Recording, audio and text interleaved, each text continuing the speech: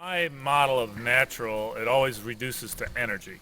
So anything you do that manipulates energy is natural.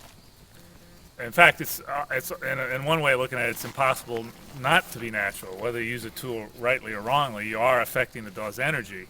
So there's nothing that falls outside the scope of natural per se.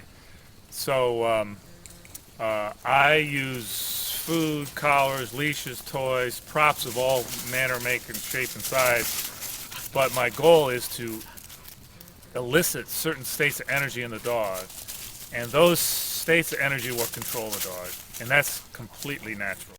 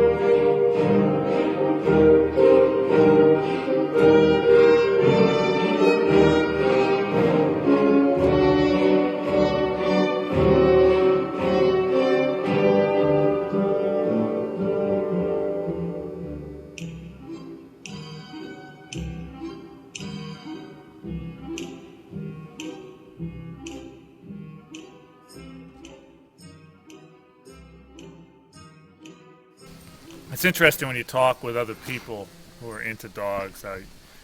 You talk about natural dog training, you just don't quite intersect. They're talking in one way, and I'm talking in another way, and it's almost as if we're talking two different languages. And I think that the definitive question is to ask, what is the nature of the dog?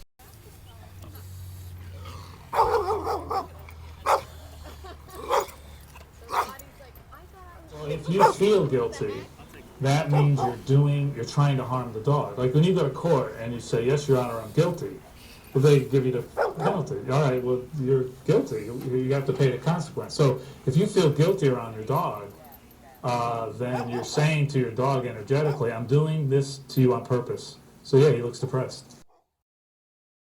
The orthodoxy, most trainers, the mainstream, they really believe the dog is all figured out, that there are no anomalies, there are no inconsistencies. And people that I eventually come in contact with, I think they've all realized something profound is missing. And there's something else we got to know about dogs. They aren't all figured out.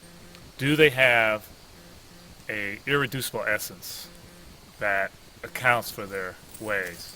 And can that be formulated in such a way that it can embrace everything that they do? Nothing falls outside that, which, by the way, is how physics works. Every phenomena has to fit within the model, or the model is questioned. So why do little dogs always dominate big dogs, females, male dogs, cats, dogs? Why do dogs not learn the way learning theory predicts that they learn? The dog chases deer and never catches deer, but chases them harder and faster every year with every repetition. Dog is submissive its entire life, and then one day, in a violent outburst, is so-called dominant, and yet it never learned that. Two dogs live together, everything is always the same, and yet they become polar opposites in any and all things but one. So, if there are any inconsistencies with the model, I think we got to throw out the model and do over. So, that's my challenge to other theories, are to formulate a model for the nature of the dog that can encompass all phenomena. And that's what we're trying to do in natural dog training. And we feel the need for that, which is why we go to such extreme lengths to explain things. So things are really, really simple, but they're also can be infinitely intricate, and it takes some puzzling.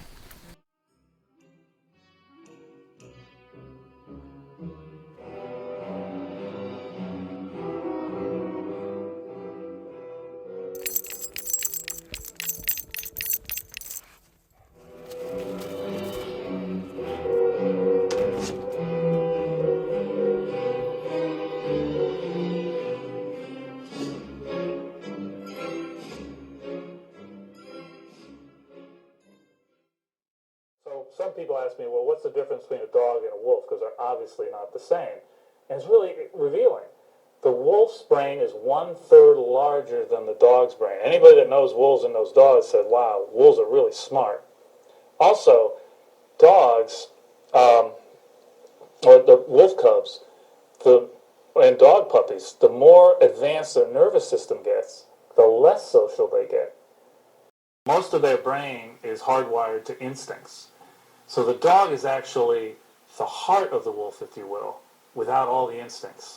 The wolf is weak-jawed. He cannot physically overpower. 10 wolves can't physically overpower the moose. What they do is they stare into his eyes. They have to feel which one is vulnerable, which one's feeling confused.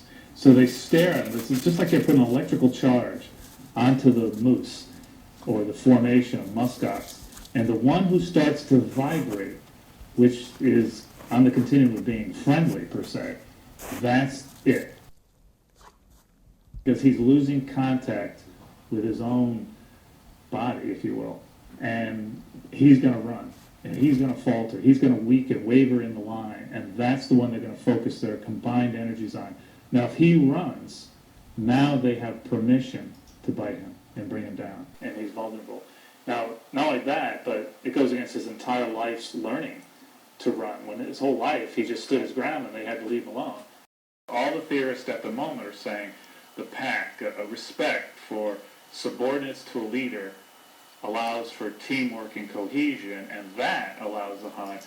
And I realized from my immediate moment there, that was completely inside out. We were seeing it inside out, in reverse. The truth is that the hunt begets the pack, not the other way around. They are emotionally driven to hunt the moose and the muskox and the bison, animals that are physically superior to them. Even when 10 wolves confront one moose, the moose can easily fend them off. So, interesting question, why are they emotionally attracted to the moose? But nevertheless, that mandate forces them, compels them, motivates them to want to be in a group. It is the basis of their social nature. The dog immediately is drawn to the negative as access to the positive. And this is in total defiance of all theories of learning. And it also means that there's an innate structure to the way energy moves in nature. Therefore, there is no such thing as a dominant hierarchy, because that should be an imposed from, it should be, again, would be a learning thing, a long-term learning thing, wouldn't be innate. So when the alpha wolf, what really makes him alpha, what grants him alphahood status, which we confuse as leader, is that he has more moose energy, if you will, in his body. He's feeling great. He feels great. He feels more movement than the other ones. So they glom onto him. They love to follow him. And he can feel his body even in the presence of the moose. So he's going to go more toward the moose than the others. So they will follow him. They're all segregated like these bass, tenor, alto, soprano. That's actually what's happening. If my theory is right, that emotion is a universal in all animals, even the human animal, that means that what we think about emotion is also what we think about animals. So if we think that emotion is unpredictable, that it can be self-destructive, it's irrational, it's impulsive, then we project those thoughts into what we think about animals. So we think animals can be wild, they're unpredictable, they can turn on you. These are all the judgments we hold against emotion. So that's why we really, the archetypal fear in the human intellect, the human mind, even before the intellect got very developed, is a fear of wild. And the emotion that runs us is wild. It was never domesticated. It's not possible to domesticate it. Think about animals isn't really about the evidence on animals. It's actually about our fear of emotion. Whatever we think about dogs is also not about the evidence on dogs. It's what we think about feelings. So every species of animal is a slice of the continuum, but dogs are the whole continuum. And that's a feeling. And the only reason the dog can live in our world is because he feels like we feel.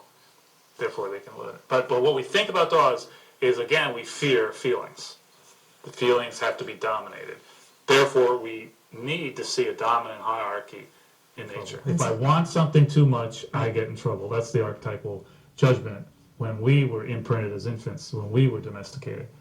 So there's only two animals that are truly domesticated, by which they can subordinate all impulses, instincts, everything. That's dogs and human babies.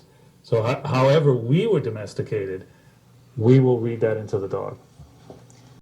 So we can actually reinterpret all dog behavior in terms of an emotional model. It explains evolution, domestication, and learning in a whole nother way that's very simple. We're always projecting thoughts onto behavior of animals. We are always doing it. We're reading intention into everything. And I'm saying that's where we're going wrong. I get in trouble with the dog experts all the time because I'm saying they don't think, which then people think I'm saying they're not intelligent. But I'm saying this is a different kind of intelligence. It's just not thought. Now, this energy I'm talking about is emotion.